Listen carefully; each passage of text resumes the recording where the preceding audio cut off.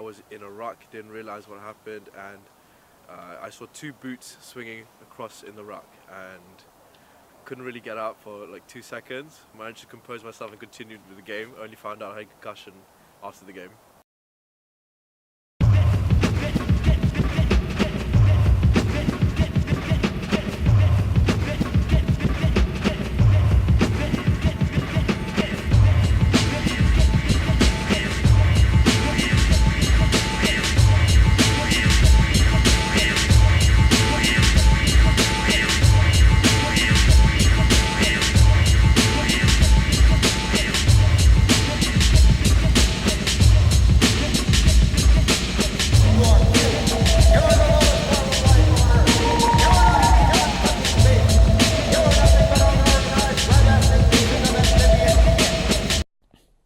Concussion, one of the most mysterious and underappreciated dangers of modern day sport. Simply defined as a temporary unconsciousness or confusion and other symptoms caused by a blow on the head, it is so much more dangerous than what it seems. Even now, the condition is more widely acknowledged and avoidable. We are still seeing big names such as Northampton Saints and Wales' George North suffer repeated concussions. If we had access to stats showing how many rugby players before the turn of the 21st century had concussion, we would have an endless list of your childhood heroes and superstars who had suffered one. The truth is that until people started dying as a cause of head traumas, no attention was given into looking into the dangers of concussion. I had the opportunity to catch up with Dr. Simon Kemp, the head of medical science at the Rugby Football Union, to ask about the causes and dangers of concussions. So concussion is a traumatic brain injury caused by a force either directly applied to the brain or transmitted to the brain that causes a wide range of symptoms and signs. These symptoms and signs typically resolve within seconds or minutes, but some may last for days or weeks. What happens inside your brain when the force is applied is that the nerve cells get stretched and chemicals get released that changes the way that your brain works. If you get a second injury before the first injury has recovered, in very rare situations that can be fatal. The most common cause of fatalities as a result of concussion is through second impact syndrome, whereby a knock to the brain is followed shortly by another knock, while the athlete is still suffering the effects of the first knock. There have been numerous players that have died as a result of this, including a handful of teenagers. Most recently, 22-year-old Lily Partridge from Devon died as a result of a blood clot in her brain, suffered after only a minor collision.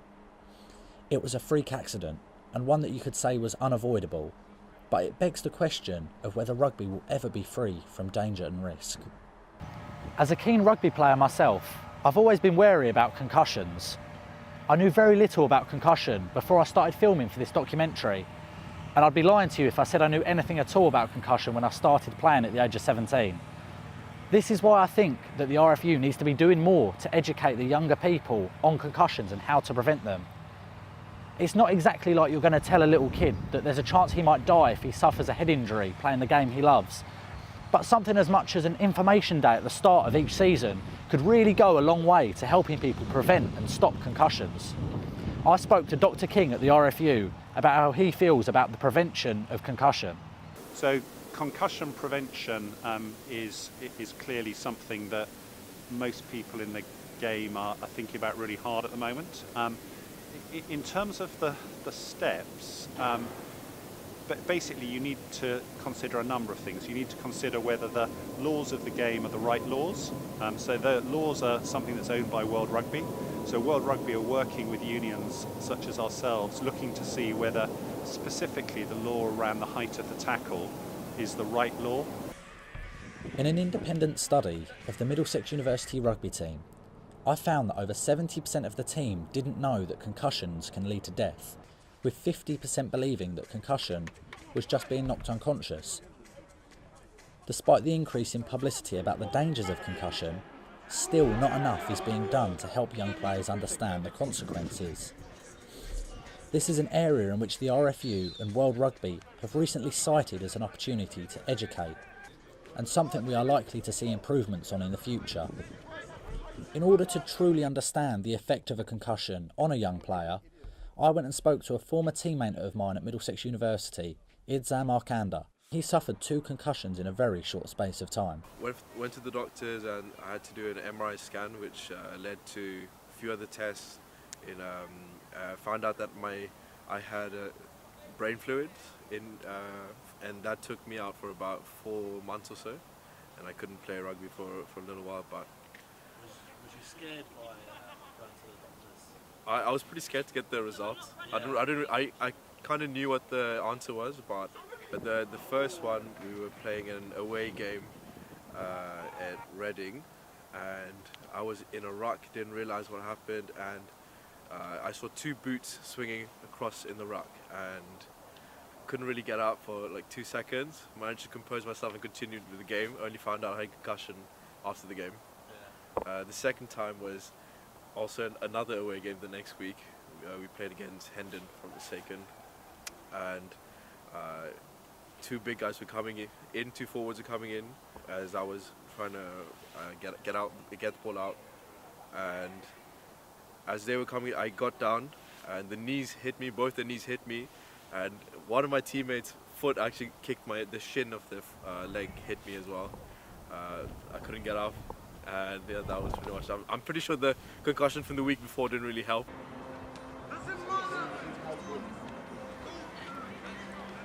And is it going to change the way you play rugby now? Or Yeah, 100%. are you more safe? Yeah. I get a bit more worried before heading into a ruck or a tackle. I protect my head more often.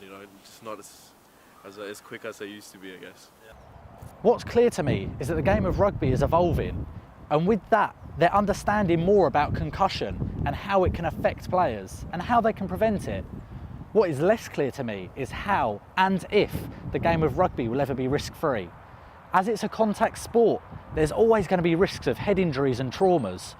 Rugby is a game that so many of us love, but we mustn't take it for granted. This is a science that is rapidly changing, so we try absolutely to stay abreast of science, but we do need to all understand that as the science emerges, we may need to change policy. Ultimately what we want to do is we want to continue to grow the game.